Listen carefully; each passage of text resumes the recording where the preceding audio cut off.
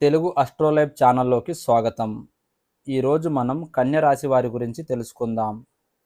కన్య రాశి వారికి ఈ యొక్క జూన్ 11, 12, 13 తేదీల్లో మీ జీవితంలో ఏం జరగబోతుందో తెలుసుకోండి. మరి ఆలస్యం చేయకుండా కన్య రాశి వారు ఎవరైతే కొత్తగా ఇప్పుడే మన ఛానల్ని చూస్తున్నట్లయితే దయచేసి ఛానల్ను సబ్స్క్రైబ్ చేసుకోండి.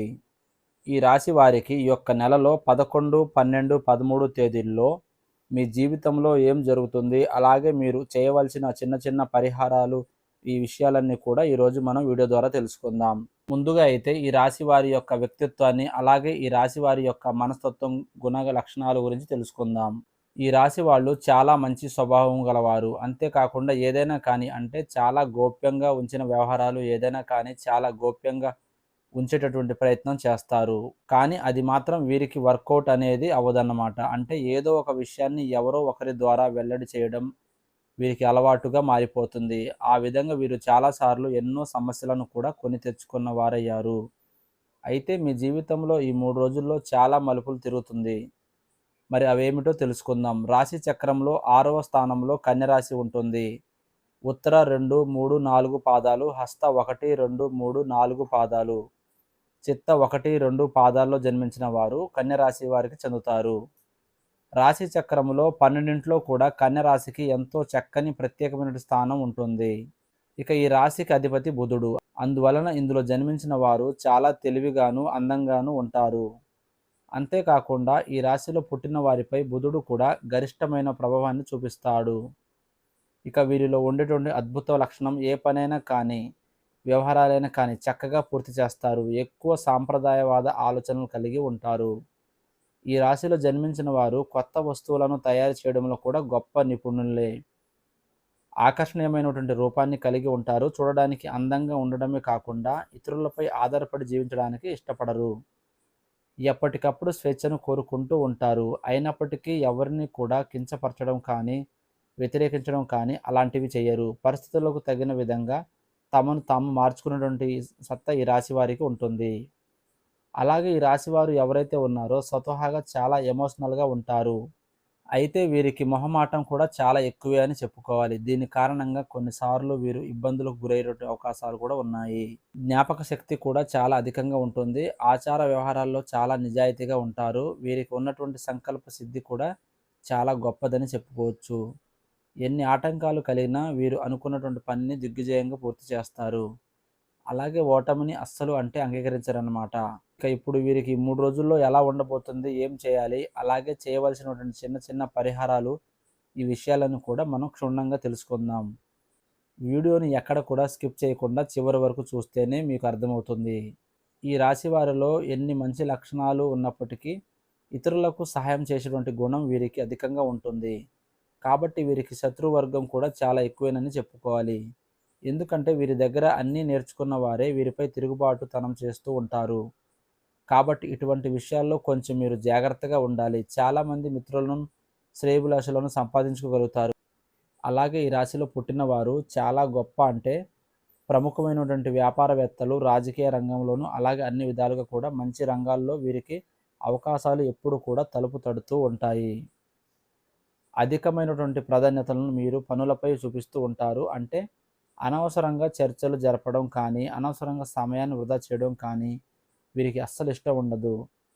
ఇక వీరిపైన కుళ్ళు కుతంత్రాలు కొంతమంది చేస్తూ ఉంటారు. అంటే వీరిపైన ఒక జెలసీ అనేది ఎదుటి వారికి ఏర్పడుతుంది. ఆ జెలసీ కారణంగా ఎన్నో రకాల కుట్రలు పన్ని వీరి జీవితంలో ఆర్థిక పరంగా వీరిని దిగజార్చడానికి, లేదంటే పరువు ప్రతిష్టలకు వీరికి భంగం కలిగించడానికి చెప్పి ఎన్నో విధాలుగా చాలామంది కొంతమంది వ్యక్తులైతే ప్రయత్నాలు చేస్తూ ఉంటారు.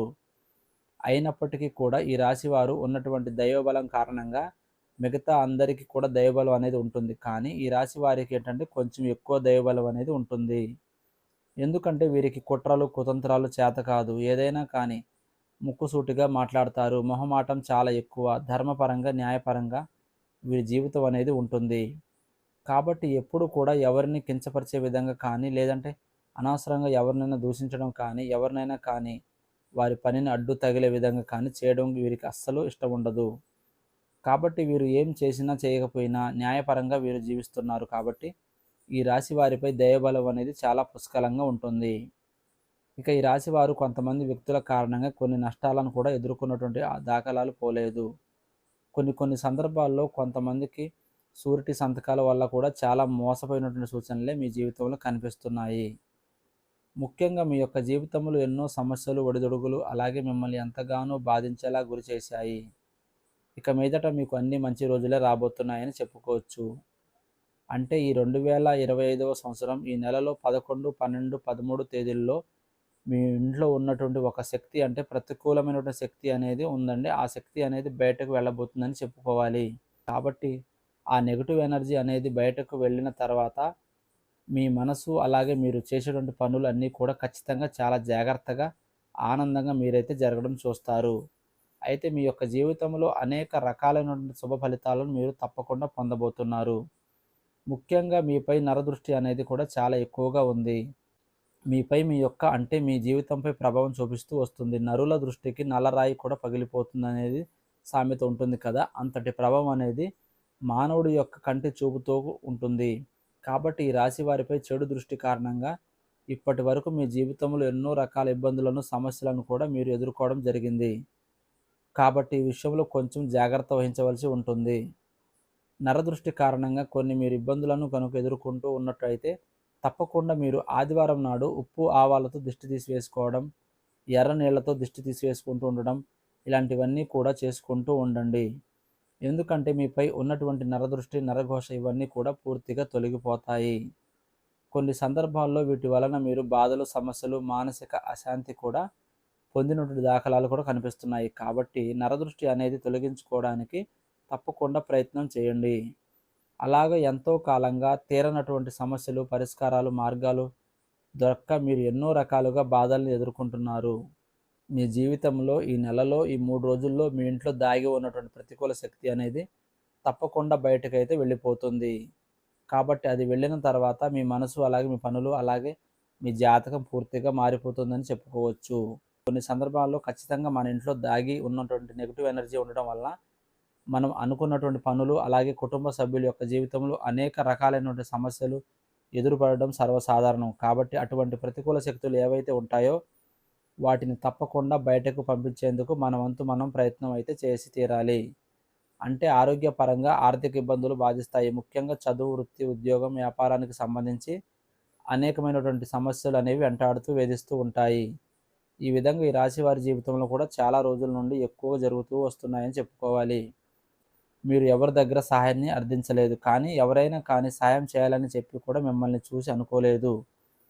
కాబట్టి ఈ విషయాలను కొంచెం జాగ్రత్తగా గుర్తు చేసుకుంటూ ఉండండి. మీరు భగవంతుని యొక్క అనుగ్రహానికి చాలా దగ్గరగా ఉన్నారు. ఎందుకంటే పరమేశ్వరుడు మీకు అనుకూలమైనటువంటి దైవంగా కనిపిస్తున్నాడు. అంతేకాకుండా శ్రీ మహావిష్ణువు, గణపతి యొక్క ఆరాధన కూడా మీకు చాలా మేలు జరుగుతుంది. బుధవారం నాడు మీరు తప్పకుండా గణపతికి గరికతో పూజ చేసుకుంటే మీకున్నటువంటి ఆర్థికపరమైనటువంటి సమస్యలన్నీ కూడా తొలగిపోతాయి. శ్రీ మహావిష్ణువు కూడా పసుపు రంగుతో ఉన్నటువంటి గన్నేరు పూలతో కానీ లేదంటే పసుపు రంగు చామంతి పూలతో కానీ స్వామివారికి పూజ చేసుకున్నట్లయితే మీకు ఎదురయ్యేటువంటి ప్రతి సమస్య కూడా పూర్తిగా తొలగిపోతుంది. విష్ణు సహస్రనామ పారాయణం మీకు ఎంతో మేలు జరుగుతుంది. నా అన్నవారు కూడా మిమ్మల్ని అపార్థం చేసుకునేటువంటి పరిస్థితుల నుండి మీరు బయటపడతారు. ఇక ఒక సందర్భంలో అయితే మీరైతే జీవితాన్ని ముగించేయాలి అని కూడా చాలా రకాలైనటువంటి నిరాశలోకి, డిప్రెషన్‌లోకి వెళ్ళిపోయేటువంటి సందర్భాలు కూడా ఉన్నాయి.